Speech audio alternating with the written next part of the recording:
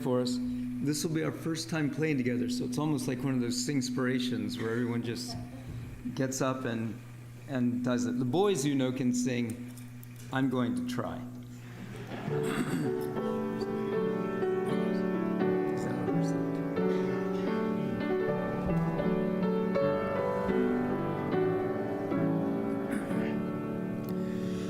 Anywhere with Jesus I can safely go. Anywhere he leads me in this world below. Anywhere without him, dearest joys would fade. Anywhere with Jesus I am not afraid. Anywhere, fear I cannot know. Anywhere with Jesus I can safely go. Anywhere with Jesus I am not alone. Other friends may fail me, he is still my own.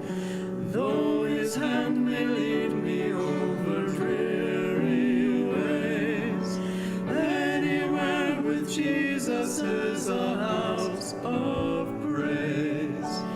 Anywhere, fear I cannot know.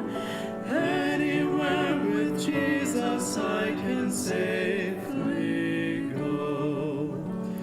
Anywhere with Jesus I can go to sleep.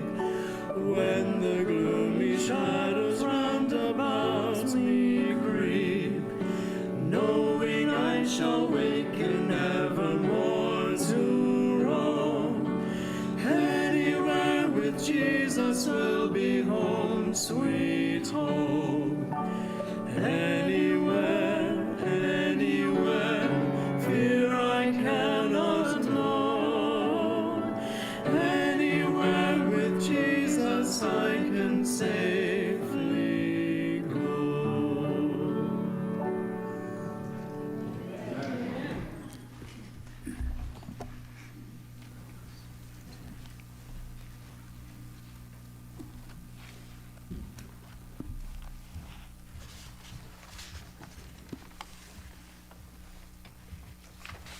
Thank you very much for your help.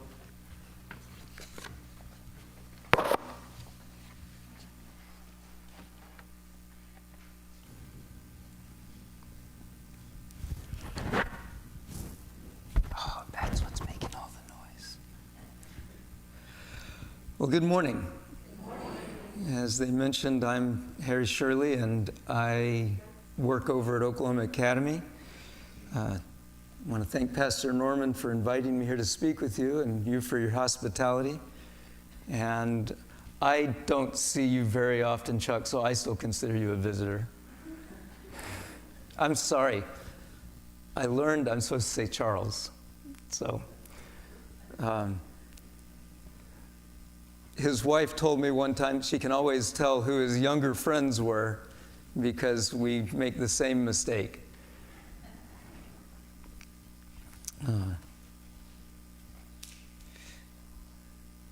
Also, anyone that's watching online, thank you for joining us, and I hope you can join us in person sometime soon.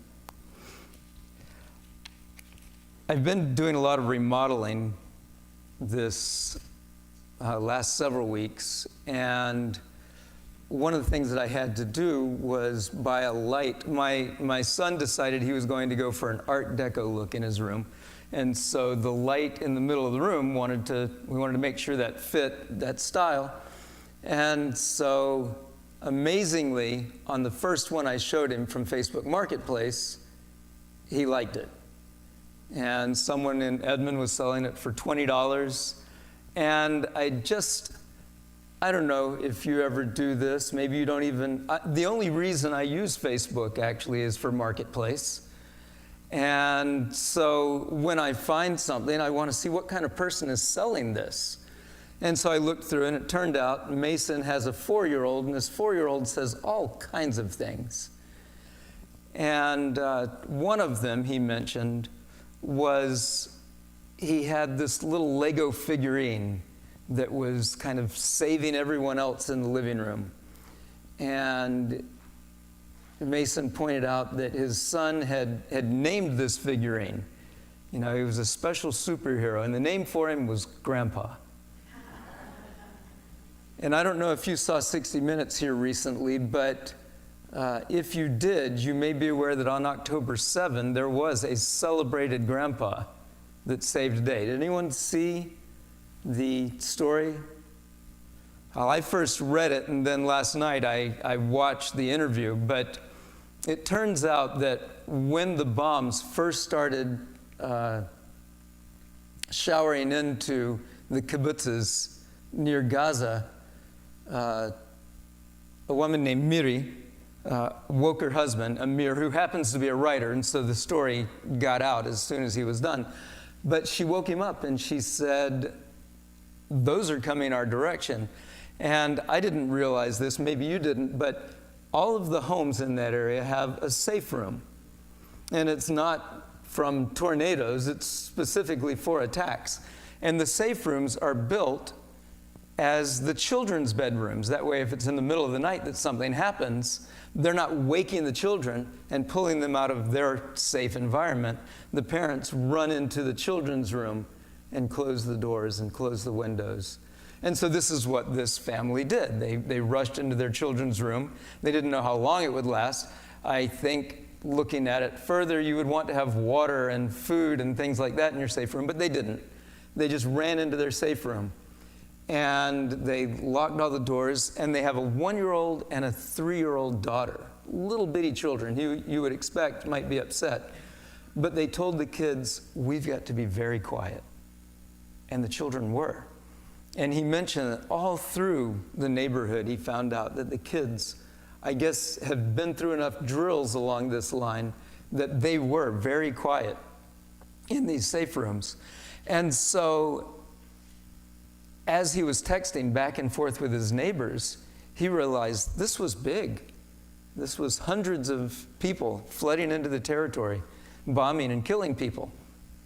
And in the process of this, he either texted or called his father. Now, his father, in his 60s, is a retired Israel defense general who lived in Tel Aviv, several hours away. And while these combatants were flooding the area, he got the message from his son, and he said, "Don't worry, I'm coming." Now, I don't know about you, but my first instinct might be, "Dad, stay home. It's dangerous down here." But he knew his dad. And he actually said to the kids, "Grandpa's on his way. We're going to be safe." Now, if you've followed the reports, you're aware that the military didn't really show up for this. They all kind of held back. It just so happens that there were some military in the area, many of which were killed, but some who were able to help continue the fight.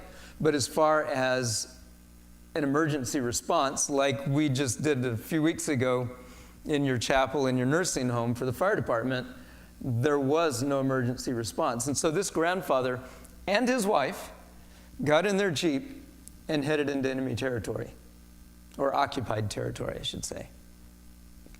And as they reached a checkpoint, they were told, "No, you can't go in there. Turn back." And so you know what they did? They drove through a field. And they passed that one. And they got to the next one. And they said, "You can't go in there, turn back." Now, it's probable that some of these people at least had heard of this general.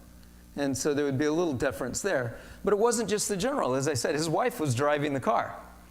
And they're headed into this territory. He had a pistol, by the way. And so they got to the next checkpoint. And they said, "No, you need to turn back." And his wife said, "I'm sorry, you can shoot us if you want, but we're going in there. Our kids are in there." And so on they went.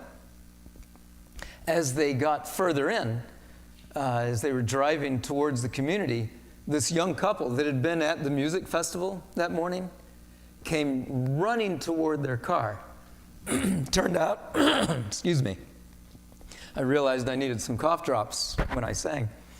Turned out they were at the music festival, and when they got in their car, he told his wife, Mr. Metzner told his wife, lay back down, and he hunkered down at the steering wheel, and they drove out. But their car was shot up so badly that they only made it a little ways away from the insurgents before they had to abandon the car. And they ran out into the woods, and his wife said, look, there's a lot of fallen leaves on the ground. Let's just cover ourselves up with the leaves. Now, it seems to me you might see that those leaves have been scuffled up and recognize that something was going on, but I'm sure there was a lot of scuffled up stuff around the area. And so they did. For 2 hours, they hid in these leaves. And they phoned out, they called out for help, they called out for military personnel. No one was coming. And it struck me as interesting that when they saw the danger, they hid in the leaves. And I know that as we see danger approaching, we're supposed to spread truth-filled literature like what? Like the leaves of autumn.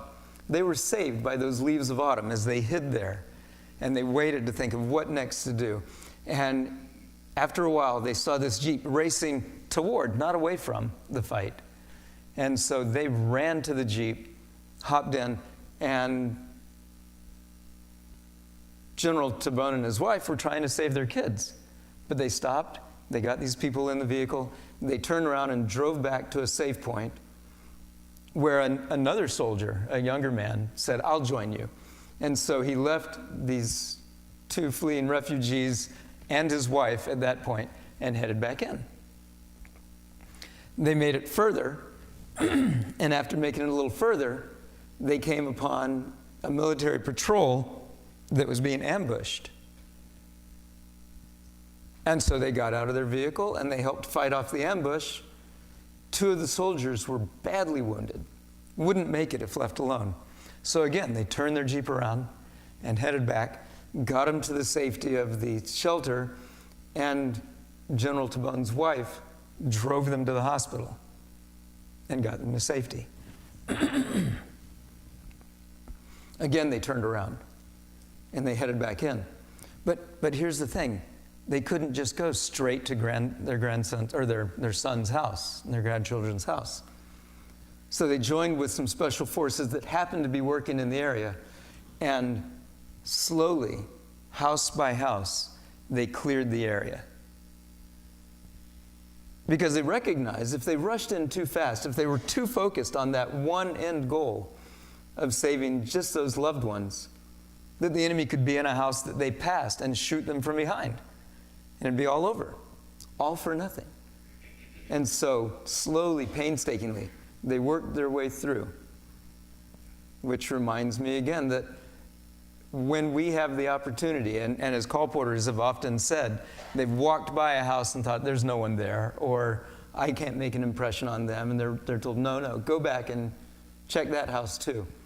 And by going house to house, they find out who needs the message, and they keep moving forward. And sure enough, just like Amir and Miri expected, 10 hours after calling his father, there was a knock on the window and a voice that they recognized that said, come out, you're safe.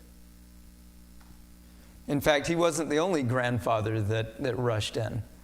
There were a number of grandparents that had been in the Israeli military that when the military didn't show, the grandparents turned out and saved the day.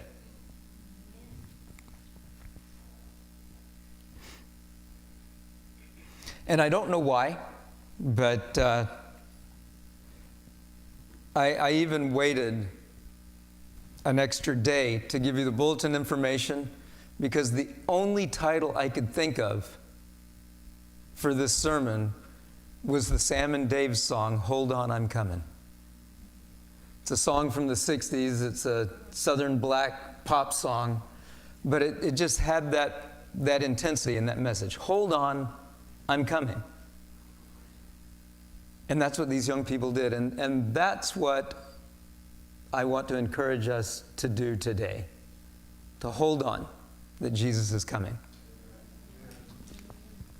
The conflict in Israel is a religious flashpoint that's absorbing the world's attention, and rightfully so. It's the geopolitical equivalent to 12 o'clock midnight on the doomsday clock. If any of you have been watching religious ideas and religious mindsets over the years, you know that the whole world is galvanized on this.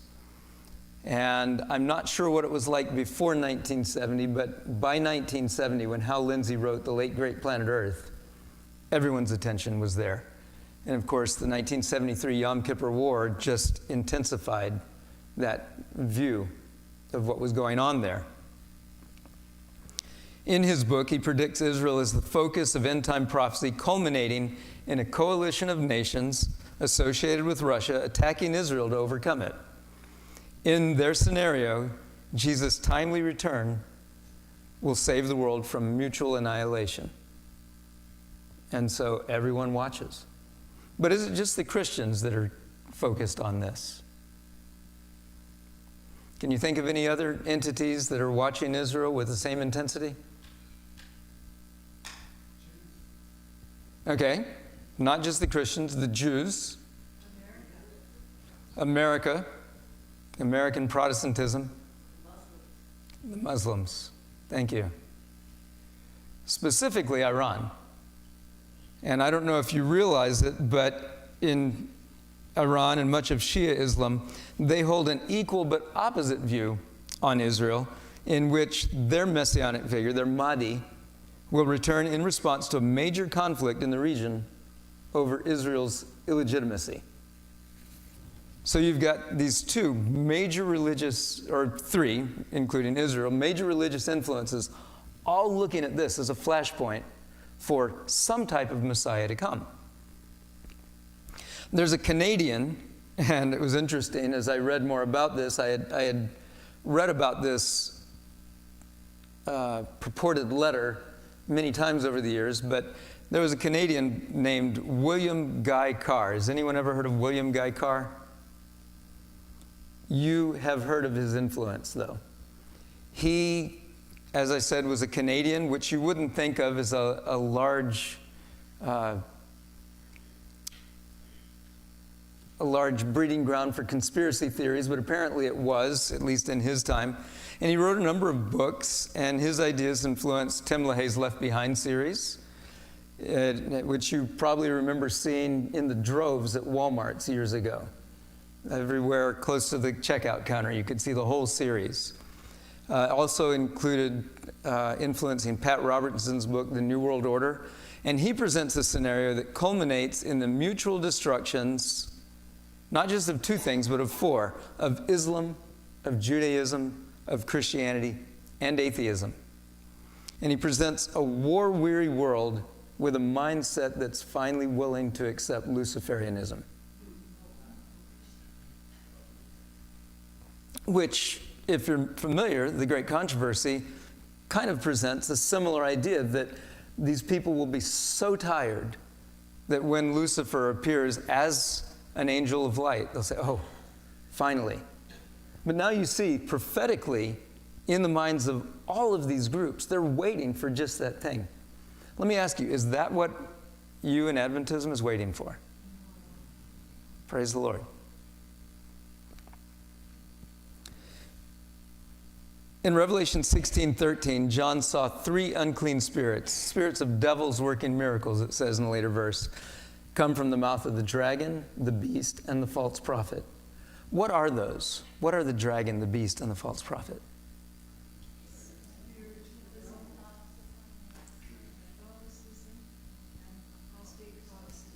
Yes.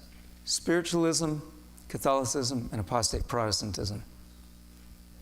They are going to convince the kings and the Christians and the inhabitants of the world to finally fight against God, all while they think they're doing God's service. I can tell you, no matter what you understand and believe, that's going to be a trying time. Because, as it mentions in the Great Controversy, they will see these miracles as full signs that this is God and that this is of God. And they will care for you just like Eve cared for Adam. You know, here, this is great. You need this. They will implore that you join them in this. And when that doesn't work, harsher measures will be involved. And so we have to recognize something about the character of the God we're waiting for. Something about God that is so dear to you that it's more dear than life itself. Since 1844, actually since a little before 1844, what came to be known as Adventists have championed the proclamation of the three angels' messages. How many messages do we actually have that are presented as these angelic messages for the end of time? 4. That's right. We have the ones in Revelation 14, 6 through 12, the three angels' messages. But we have another one with an angel who lighted the earth with his glory. So let's look at those just a little bit. Of course, you're familiar. I saw another angel fly in the midst of heaven, having the everlasting gospel. Now, what does gospel mean? Good news. Okay, hold that thought, and let me read this to you real quick. They even put it up on the board behind you, and behind me here. Saying, fear God and give glory to him, for the hour of his judgment has come. How is that good news?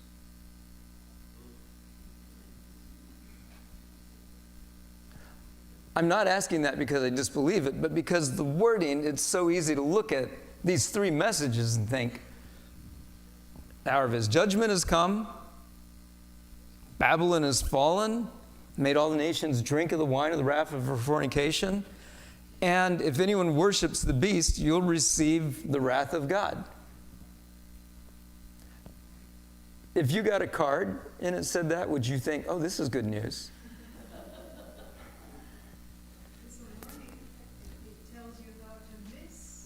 That's true. That's true. It is a warning. So, my sons and I have looked at this a number of times and thought about this, and I just want to take you a little bit through, what would you call it? Not necessarily our own version, but you know how the Amplified Bible looks at the words all specifically and more clearly? That word, fear God. What are some other ideas for fear God? Reverence God. What does it mean to reverence someone? You're in awe. Now let me ask you, even though he put his dad in harm's way, do you think Amir had reverence for his father? The fellow I mentioned at the beginning of the story? He had the kind of reverence that said, we're surrounded by people with guns. Could you come and get us out? That's a deep trust in an older fellow with a pistol.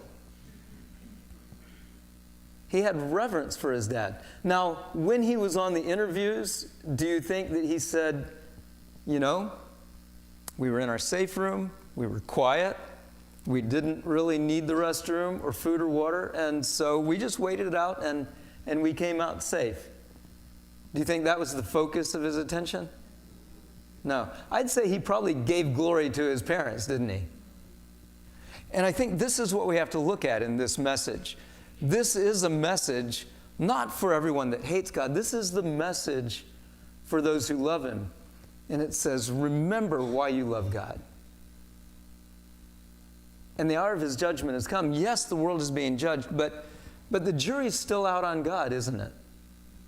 You ever talk to people and tell them about your trust in the Bible and your faith in God, and they just kind of blow you off? How can you believe that stuff? The jury's out.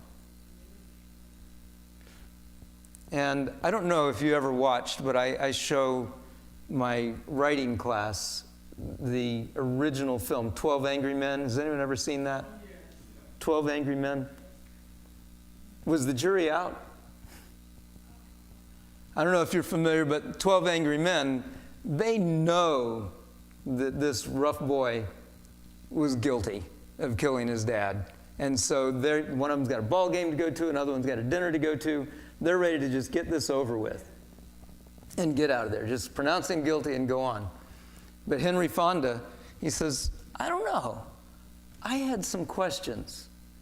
And one by one, as he presents his questions, and then another one joins and presents his questions, they come to the point that all 12 of those men recognize it's impossible for him to have been guilty. And that's where we are in this world right now. There's so many people that think that God is guilty for all the things that are happening in this world. And so he says, fear God and show the world your favorable opinion of him. Just like Amir wrote it down and went on 60 Minutes and told the world his favorable opinion of his father. He says, we need to show the world our favorable opinion of God, our complete confidence in his ability to save. And it goes back to that text that Norman read at the beginning. This is one of my favorites. Behold, the eye of the Lord is upon them that fear him, upon them that hope in his mercy, to deliver their soul from death, to keep them alive in famine. Our soul, does anyone remember what it says next? Our soul waits for the Lord. Yes. He is our help and our shield. For our heart shall rejoice in him because we have trusted in his holy name. And then it says, and this is the one I like the most, let your mercy, O Lord, be upon us according as we hope in thee. We hope in thee. See, we can't give up that hope. Some say the only thing stronger than fear is hope. And so we have to have that hope, and we have to hold on to it, and that hope has to shine through to others.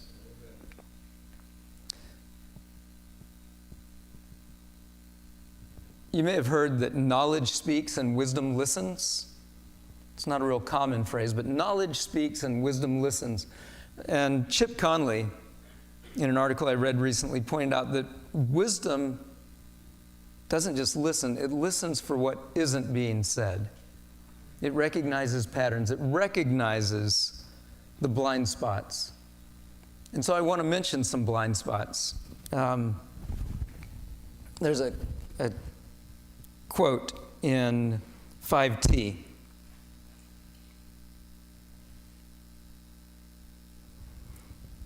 Page 451, it says, by the decree enforcing the institution of the papacy in violation of the law of God, our nation will disconnect herself fully from righteousness. When Protestantism shall stretch her hand across the gulf to grasp the hand of the Roman power, when she shall reach over the abyss to clasp hands with spiritualism, when under the influence of this threefold union, our country shall repudiate every principle of its constitution as a Protestant and Republican government, and make provision for the propagation of papal falsehoods and delusions, we may know the time has come for the marvelous working of Satan and that the end is near. You know that's happening right now? How many of you are familiar with a Mrs. Noble down in Texas who successfully pushed that the law be changed so that every school, every classroom, every public school classroom in Texas have a copy of the Ten Commandments on its wall? You familiar with that? You familiar with the representative and the message that he had to Mrs. Noble in response to this? He said, you know, those laws are a little hard to keep. He said, you do realize that one of the laws says to keep the Sabbath, but we'll be having legislative sessions here on Saturday? And she said, yes, I do realize it's a little hard to keep. He said, I'm concerned about this. He said, I don't think it's constitutional. I don't think it's Christian. And you wonder, what is he talking about? And this is what he said. He said, this is a form of idolatry to prove your religious legitimacy. He says, what we really need is to, in our lives and in our actions, follow the works of Christ and show our Christianity. He says, I'm really concerned about this and the direction you're going with it. Just yesterday, I read that a Christian organization has put out its second annual, now notice it didn't think it needed to do this until last year, put out its second annual false prophets list. We just talked about the beast, the dragon, the false prophet, and what this involves. It includes prominent architects of a growing political religious amalgamation. And in the great controversy, it mentions, let the principles once established in the United States that the church may employ or control the power of the state, that religious observance may be enforced by secular laws, in short, that the authority of church and state is to dominate the conscience, and the triumph of Rome in this country is assured. Now, I don't know if you realize, but when Josiah was king, he actually went and fought for Babylon. And he was told early on in his reign, you're going to live a long life. But he died in that battle. And we're told that this blending of church and state will be such a deception that, if possible, it would deceive the very elect. And it's so easy to think, well, these are Christian ideas and those are Christian ideas, and we need to join in with that. But what we need to be doing is presenting that Christ is coming soon, and that he has a law that's written in our hearts and in our minds that makes us different toward the world around us. In other words, the second message, Babylon is fallen, is fallen. Now, when you say is fallen, what does that indicate? It's important, and it's pretty complete, isn't it? You ever seen in a boxing match, oh, he's fallen, but wait, he's fallen. It's over. Babylon is fallen. We don't have to fear her. And her wine, her false doctrines make people angry. So if your religion is one that's making you angry, you need to check your religion. You need to check your religion and say, am I really following Christ? Because to be angry at our brothers, be angry at those around us, we're told we can't love God and hate our brother. And perfect love casts out all fear. So if we don't want fear, if we look at the things around us and say, this is terrible, we need to seek after Christ's perfect love. But we don't need to cooperate with Babylonian habits because her doctrines enrage the drinkers. We don't want to be servants who imbibe false doctrines that cause us to lose empathy for our fellow man that needs the message. You remember, there's the evil servant that drinks with the drunken. It's not talking about wine, it's talking about doctrine that causes them to beat their fellow servants. We want to be among those whose love doesn't wax cold. And so, the rocks are crying out. I want to tell you, and I know I'm supposed to quit right now, I'll quit very, very quickly. There was a Baptist poll that Cameron showed me, and it was really interesting because the Baptists were looking at their denominations and recognizing that droves of believers were leaving their denomination. And they weren't just going out to disbelieve in God. When asked more specifically, who is it that's leaving? They were told, those who are most serious about their faith.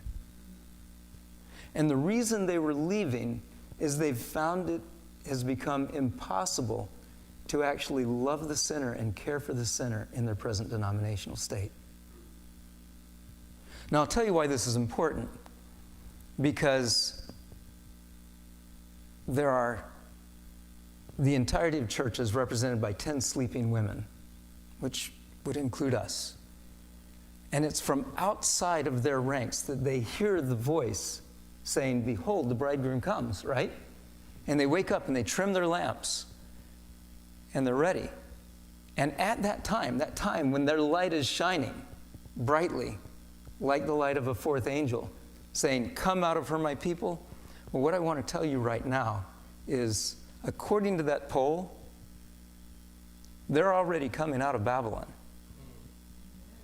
even though we're not specifically like a light shouting out that message. They're coming out. The rocks are crying out. We need to be a place that they can come into. And so, you might think, well, I'm a grandma, I'm a grandpa. There's not a lot I can do, but I just told you a story about grandpa. And you, from this light on this hill, can present the message to the world. Hold on. God's coming. At this time, let's sing hymn number 633, When We All Get to Heaven. You're not going to make me lead this song, are you?